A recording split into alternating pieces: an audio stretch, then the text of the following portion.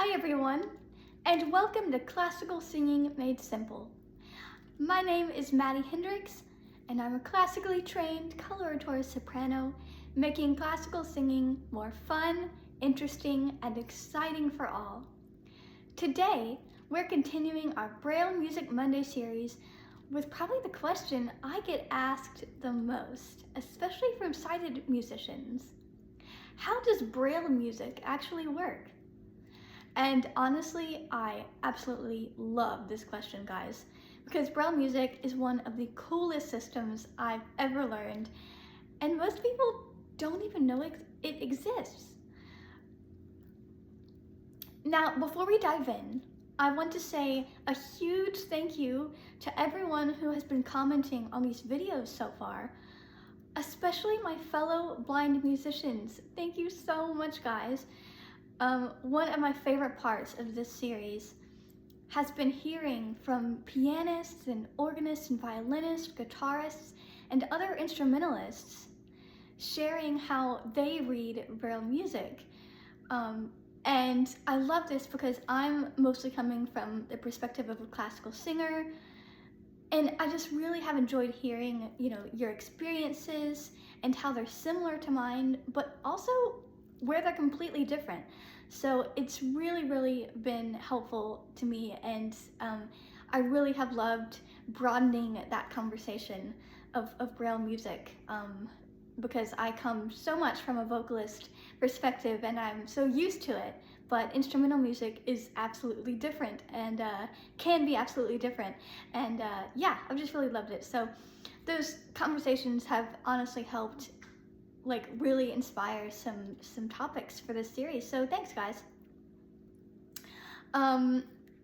Also, before we get started, this is definitely a Braille Music 101 video. Every instrument has its own additional symbols and formatting, and singers have some extra challenges too when reading Braille music, especially when first learning. And we might get to that in future videos, but for today, we're just gonna try to keep it simple. All right, who's ready to jump in? Let's get through some Braille Music Basics. All right, I know I said this in the last video about Braille music myths, because it is a myth about Braille music, that Braille music is just raised print music. And I just want to say it again though, because this is probably one of the biggest misconceptions people have. A lot of people just imagine someone simply took regular sheet music and just made the notes bumpy and just made the lines on the staff, tactile. And that is not the case. Braille music is its own Braille code. And here's something else that is really cool.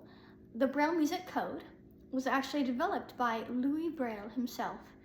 Most people know Braille as the inventor of Braille, the 6-dot writing system that blind people use.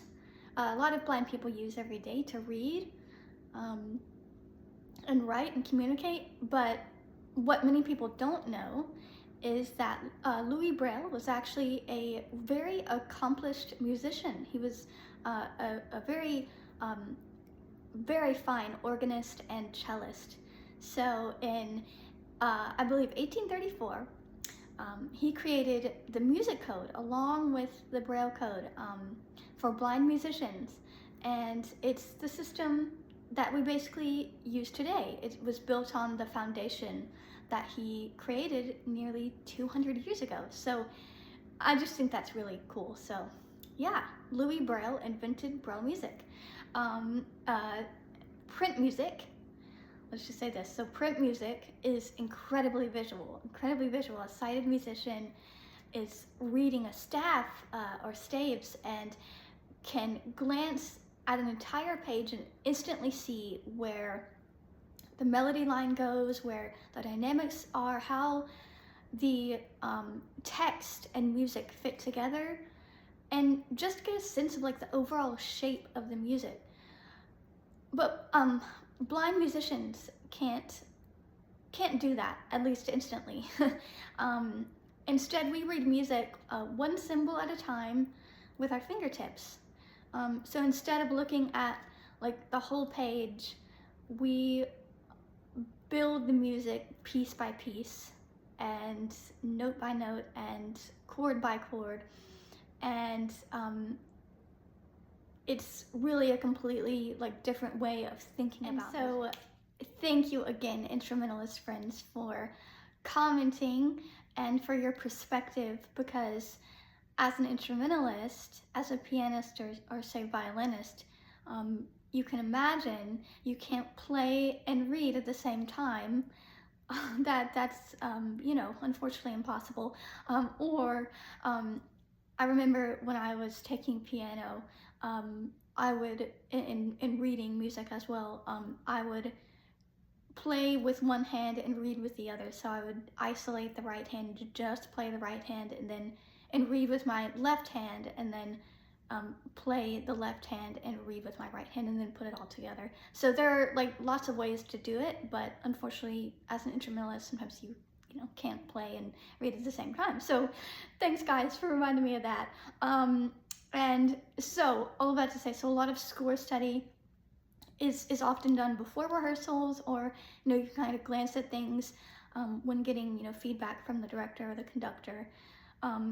So yeah, so very interesting, very different way of reading music than I think sighted musicians do. So yeah, just a different perspective. That's what I'm all about here on this channel. So okay, so what does a Braille note tell us? So in Braille, everything starts with a cell. If you're not familiar with Braille, imagine basically like this tiny rectangle of 6 possible dots arranged in 2 columns of 3 dots on the left and 3 on the right. Every combination of those dots means something. Now here is one of my favorite features here. In Music Braille, one tiny Braille cell tells us both the pitch and rhythm of a note. So the top 4 dots in the cell tell me which note I'm singing. And then the bottom 2 dots in the cell tell me how long that note lasts, or the rhythm of the note. So instead of looking at like where a note sits on a staff and what shape it has, Braille combines all of that information into one tactile little symbol. So I still think that's absolutely brilliant. So really, really cool. So here's a fun historical example for you. The Braille symbol for the musical note C actually uses the same dot patterns as the literary Braille letter D. And yes, that's pretty intentional. So back in the 19th century France, musicians used something called the fixed do system, where the note C was always the solfege syllable do. So since do begins with the letter D, Louis Braille cleverly borrowed that literary Braille D to represent the musical note C. So just cool little details like that remind me really how thoughtfully the code was designed, and there's some other little Easter eggs with the Braille music code as well. Like for example, the sharp sign looks like the SH contraction, so it's pretty cool.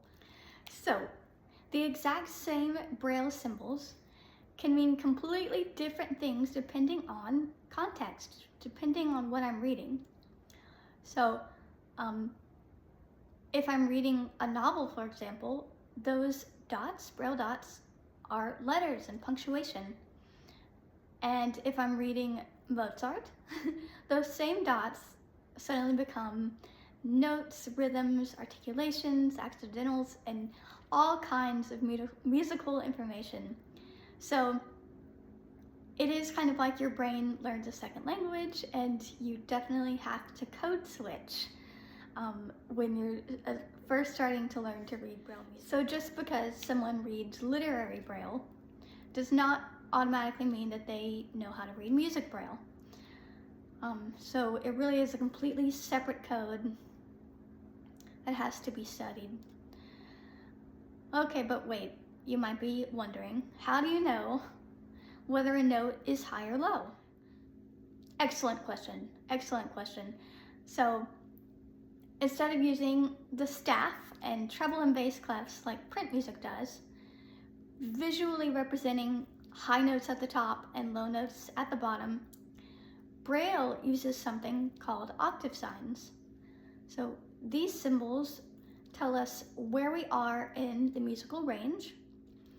Then, as we continue reading, the intervals between the notes help us determine whether the melody is moving up or down. This is definitely one of the trickiest parts when you're first learning to read Braille music, because an octave sign usually comes at the beginning of a line and definitely at the beginning of a piece, but depending on the interval, it can also appear in between two pitches. So this is Braille Music 101 though, so we won't get into that in this video. We will save it for another one.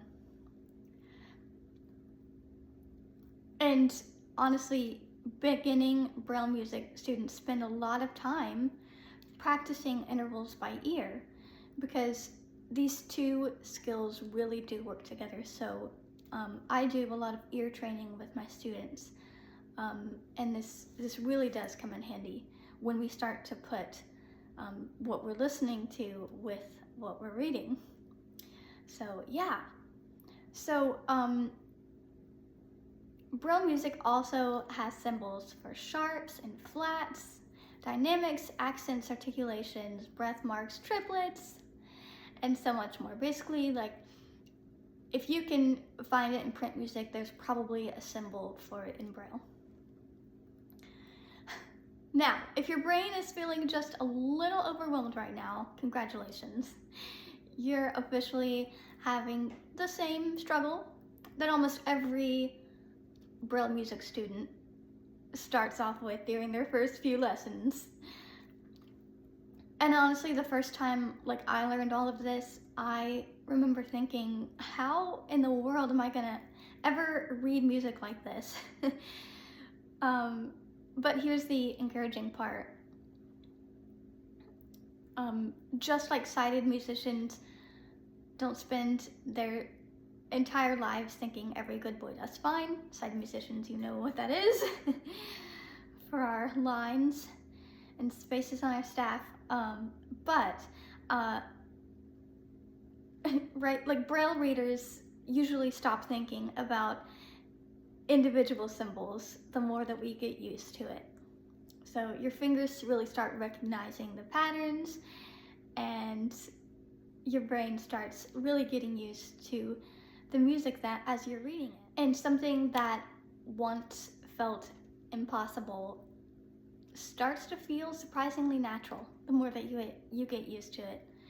That's one of my favorite parts of learning and teaching Braille music. So, singing makes things even more interesting. As a vocalist, I'm constantly switching between two completely different Braille codes, as you can imagine, music and text. One moment I'm reading music notation, and the next moment I'm reading my lyrics in literary Braille. So my brain is constantly code switching back and forth between music and language.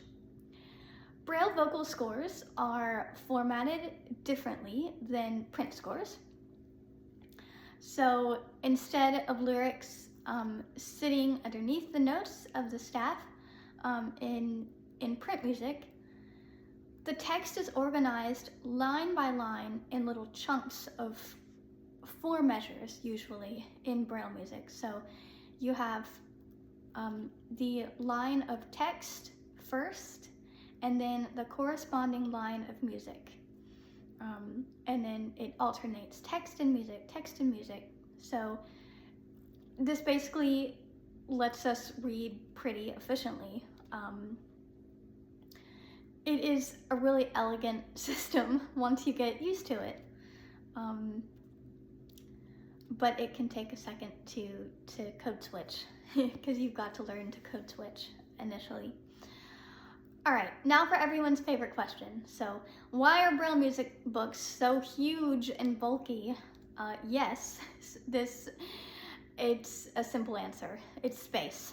Braille takes up so much more physical room on the page than print does. And because we're reading with our fingertips, everything has to be spaced really, really clearly so it can be felt accurately. So here's one of my favorite examples. So Handel's Messiah, for example, the soprano part alone is around two volumes, 2 Braille books, and it's around, let's see, the first book is about 60 pages, and then the second book is like 30 pages. So it comes around to about 90 pages, just the soprano part. Spread across 2 Braille volumes of just the music of Handel's Messiah, 90 pages, just the soprano part. Yeah, let that sink in. So that's why Braille music literally has to be brailled individual parts, part by part, soprano, alto, tenor, bass, and these usually come in separate volumes on BARD, which is the Braille audio reading download site from the National Library Service. So yeah, so there's a soprano, alto, tenor, and bass volume or volumes of Handel's Messiah. Giant. But it's really practical. It makes it really practical and manageable to just have one part. Okay, so in closing, Braille music isn't simply just sheet music made bumpy. It's an entirely different way of representing music and reading music. And so I hope this really gave you guys some insight into how Braille music works. So instead of seeing music, we're literally feeling it with our fingers and then making it come to life with our voice or our violin or our piano or our organ. And that is really, really incredible. Really incredible. And guys, we've only scratched the surface of this series today. In future videos, I'd love to talk about real world things, real world examples, like as a professional singer. How do I sight read for auditions? How do I prepare music for a choir rehearsal? How do I convert things to Braille? I use Lyman Goodfeel from Dancing Dots, but there are some amazing free resources I'll talk about in future videos.